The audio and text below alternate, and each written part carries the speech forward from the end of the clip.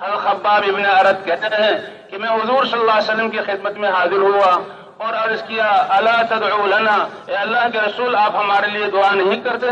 اے اللہ کے رسول آپ ہمارے لیے اللہ کی مدد کیوں نہیں مانگتے؟ ہمارا کیا حال ہو گیا؟ فرماتے ہیں کیا حال تھا کہ یہ ایمان لا کر اور جب کلمے کی دعوت دیتے تھے تو کفار مکہ غصے میں آ کر ان کے لیے لکڑیوں کی آگ جلاتے اور انگاروں کو جمع کر کے ان کو انگاروں پر ڈال کر ان کے سینے پر چٹان رکھ دیا کرتے تھے اور کہنا اللہ کی قسم وہ انگارے جو ہے میرے جسم سے کمر سے نکلنے والی چربی اور خون سے وہ بجھا کرتے تھے اور چٹان اس لیے رکھتے تھے تاکہ میں حرکت نہ کر سکوں، اور اس حال میں اللہ کے رسول سے کہہ رہے ہیں الا تدعو لنا، کیا آپ ہمارے لیے دعا نہیں کرتے اللہ سے؟ الا تستنصر لنا، کیا آپ اللہ سے ہمارے لیے مدد نہیں مانگتے؟ اللہ کے رسول صلی اللہ علیہ وسلم نے ہاتھ اٹھا کر دعا نہیں کی بلکہ اور قربانیوں پر ان کو آمادہ کیا، ترغیب دی، فرمایا کہ تم جلد بازی کرتے ہو، یہ ایمان تو اتنی بڑی دولت ہے کہ پہلے زمانے میں اس ایمان کی وجہ سے ایک شخص کو پکڑا جاتا اور آرا اس کی مانگ میں سر کے بیچ میں رکھا جاتا، آرے کو چلایا جاتا حتیٰ کہ اس کی کھوپڑی دو حصوں میں ہوتی اور گردن تک یہ پہنچتا اور آخر تک چلاتے چلاتے اس کے دو حصے ہو کر گر جاتے اور یہ تکلیف بھی اس کو ایمان سے نہیں روکتی تھی۔ یہ ایمان اتنی بڑی دولت، ایک شخص کو لایا جاتا اور اس کو زمین پر لٹا کر لوہے کی کنگھیوں کے دندانے اس کے جسم میں داخل کیے جاتے اور اس کی کھال اور گوشت کو ہڈیوں سے ادھیڑ دیا جاتا، لیکن اس حال میں بھی وہ اپنے ایمان کو نہ چھوڑتا تھا۔ وَلَكِنَّكُمْ تَسْتَعْجِلُونَ، تم جلد بازی کرتے ہو، جمے رہو، محنت کرتے رہو۔ تو حضور صلی اللہ علیہ وسلم کی ختم نبوت کی وجہ سے ہر صحابی دین کی دعوت دینے والا تھا اور ہر صحابی اللہ کے احکام کو سیکھنے والا، سکھانے والا تھا، اور وہاں سیکھنے سکھانے کے لیے جی ہاں سینہ بہ سینہ ایک دوسرے کو سیکھتے سکھاتے تھے، ایک دوسرے کو سیکھتے سکھاتے تھے۔ حضرت علی رضی اللہ تعالیٰ عنہ سے کوفہ میں کسی نے کہا کہ ہمیں وضو سکھا دیجیے، تو انہوں نے جب لوٹا پانی کا منگوایا اور اونچی جگہ بیٹھے اور وضو کر کے بتلایا کہ دیکھو اس طرح تھا حضور صلی اللہ علیہ وسلم کا وضو۔ تو اس محنت میں سب سے پہلی بات اللہ کی طرف بلانا، اللہ کی ذات پر ایمان اور یقین کی طرف بلانا اور اللہ کے احکام میں کامیابی بتلا کر فضائل کے ذریعے اللہ کے احکام کی طرف بلانا اور آخرت کی دعوت دینا، اور دوسرا اللہ کے احکام کو سیکھنا اور دوسروں کو سکھانا، اور عبادات کو صحیح نہج پر کرنے کی کوشش کرنا، احسان کی صفت پر کہ ہماری عبادت ایمان کی بنیاد پر ہو، فضائل کے شوق میں ہو، اللہ کی رضا کو حاصل کرنے کے لیے ہو، اللہ کے دھیان کے ساتھ ہو اور مجاہدے کی صفت پر ہو۔ ان صفات کے ساتھ ہماری عبادت ہو، جیسے صحابہ کرام رضوان اللہ علیہم اجمعین کیا کرتے تھے، لا اجر لمن لا حسبۃ لہ، جو اللہ سے اپنی عبادت پر ثواب کی امید نہ رکھے اس کے لیے کوئی اجر نہیں۔ تو عبادات کو صحیح نہج پر لانا اور دعاؤں کا اہتمام کرنا، یہ محنت اس کے دو حصے ہیں کہ دن میں لوگوں پر محنت کرنا، ایک ایک کے پاس جانا، انفرادی دعوت دینا اور اللہ کی طرف بلانا، اور اللہ جو ہے اس کو یہ بیان کرنا کہ یہ محنت کرنا تمہاری ذمہ داری ہے، تم مسلمان ہو، حضور صلی اللہ علیہ وسلم کی امت میں ہو۔ اور پھر حضور صلی اللہ علیہ وسلم والے اخلاق کی مشق کرنا کہ جیسے حضور صلی اللہ علیہ وسلم جو ہے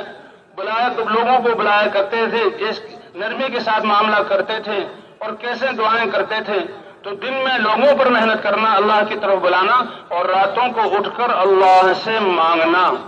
جی ہاں، اس محنت کے دو حصے۔ تو بھئی یہ واپس جانے والے اس بات کی کوشش کریں کہ ان اعمال کا اہتمام کریں، اپنی مسجدوں کو ان اعمال سے آباد کریں،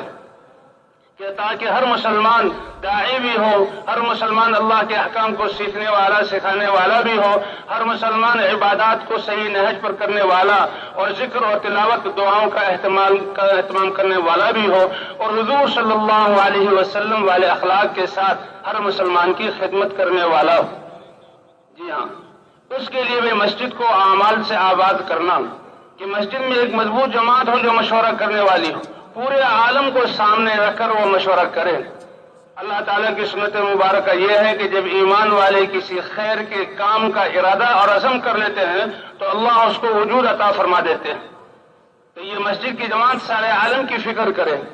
کہ ہم حضور صلی اللہ علیہ وسلم کی امت میں ہیں، اور حضور صلی اللہ علیہ وسلم کی امت میں ہونے کی وجہ سے سارے عالم کی ذمہ داری اللہ نے ہمیں دی ہے، تو ہماری ذات اور محلے سے لے کر دنیا کے کناروں تک کیسے اللہ کا دین زندہ ہو جائے، یہ کتنی مبارک فکر ہے اور کتنی مبارک سوچ ہے۔ کہتے ہیں پہلے چیز جو ہے سوچوں میں اور فکروں میں آتی ہے، پھر زبانوں پر اس کا تذکرہ ہوتا ہے، اور پھر اللہ ان فکر کرنے والوں کی فکر کی برکت سے اللہ اس کو وجود عطا فرما دیتے ہیں۔ ہدایت دینے والی ذات اللہ کی ہے۔ تو بھی مشورہ ایسے وقت میں کریں مسجد میں کہ جس میں